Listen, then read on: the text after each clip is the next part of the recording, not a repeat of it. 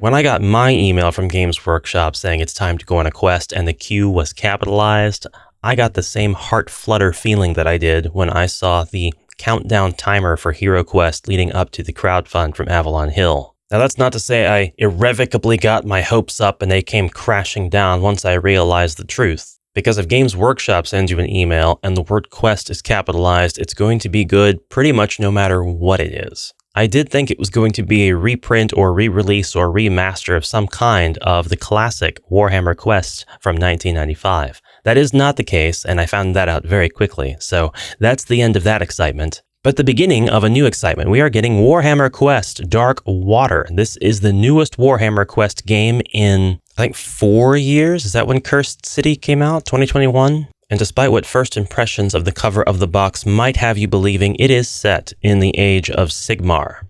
I looked at this and thought it might be in the old world setting, particularly because you have the old world looking characters. But no, this is an Age of Sigmar joint, and that's pretty explicitly revealed. It is set in the mortal realms. There's something in the water, and the whole of Giron is under threat. It's probably time to gather together a band of heroes, renegades, and misfits, and go on a quest. What perils await our group of intrepid adventurers within the ruins of the Jade Abbey? It looks like we've got the dwarf explorer from HeroQuest, Lady Guinevere who went and took back Excalibur from Arthur's dead corpse, Joan of Arc, as in Arc weaponry, which won't be developed for another 40,000 years, and literally a Bretonian questing knight with the silly bird helmet and everything. Somebody out there is going to absolutely crush me for getting that. I'm kidding. It's not actually a Bretonian knight, unless it is. I don't know. I'm admitting that I don't. They are surrounded on all sides, but what appear to be beast men. What kind of beast men? Looks like we're going to be fighting Pastagor. I believe we're going to have a Nurgle theme with this game. And why not? Why not? It's time for Papa Nurgle to be in a Warhammer Quest setting. We should have some armored Nurgle followers in the background. I believe we have a plague troll in the background. I think it's very clearly going to be Nurgle themed this time around. So, concerns with Cursed City. It was sold out almost immediately, and then there was a bit of a short made-to-order window in which they would honor further pre-orders of the game, or further orders, rather, of the game. Is this going to get the same treatment? Was that a good way to do business? I guess we'll see. And if it works for Games Workshop twice, then it might be a good way to produce games. Go ahead and have an initial stock, set up an order, let it sell out. If it sells out, that's fine.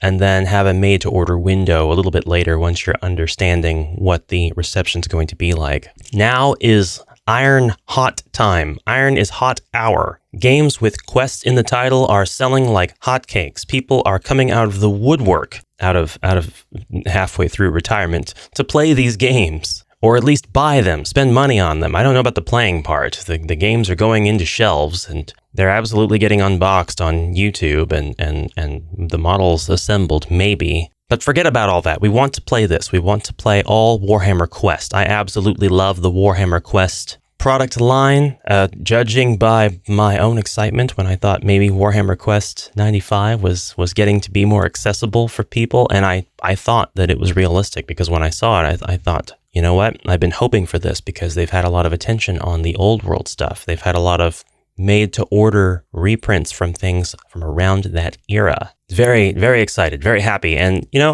I won't exactly extinguish that hope. I will hold out hope that we'll see a reprint of Warhammer Quest proper in hopefully the near future. But the way these release cadences are, probably 3 or 4 years from now. I am not the most proficient with Warhammer lore, and there's not a lot of information about this, especially in its reveal post. We have like exactly 5 sentences. The question being, what perils await our group of intrepid adventurers within the ruins of the Jade Abbey? So we know that we're going to the Jade Abbey in Giron. So if you want to speculate more about the types of enemies that you'll find in this game and the types of heroes that you'll be able to play, I mean, look no further than the cover. But to get a little bit of a deeper perspective on it, you can look up Giron. Giron is the Jade Kingdoms, the realm of healing as far as the winds of magic go. So if there is a Nurgle presence in the realm of healing, that may suggest that Nurgle himself, or there has to be like character figureheads that have involved themselves so deeply with chaos that they would draw the eye of the chaos god with whom they are associated, right? Has come to the lands of healing of all places, the realm of life, and basically said, you know what, this is the antithesis of all I stand for. I want to take it or infect it.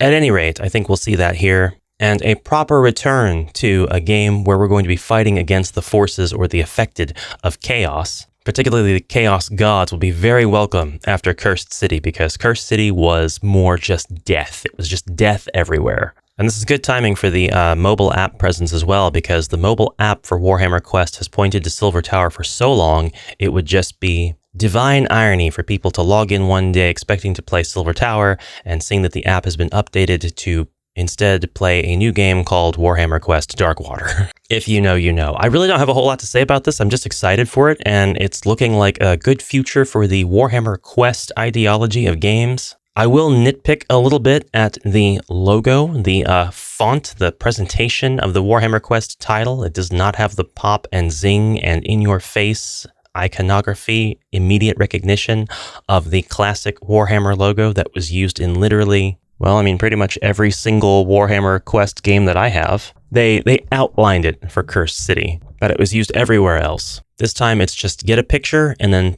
put some letters on it. Anyway, I'll put a link to this article in the description below, and if you want more news, especially as soon as more news about this releases, you're going to want to subscribe to the Games Workshop newsletter. This was as of the 6th of October, so I am a few days behind, but still, better late than never. Better late than never is especially true in the world of Warhammer. Anything else I want to say? I hope that there's a book about it. I think that books based on the games and introducing the world of the games is such a good idea. Cursed City had one. I'm not actually sure. No, Silver Tower did have one also. And pretty much every core set of Warhammer Underworlds has an associated book, and I think it's just the most fantastic way to really get all of the lore of the game out there and set a stage and talk about the characters. Not everybody who plays the games wants to read a bunch of books, and that's totally understandable.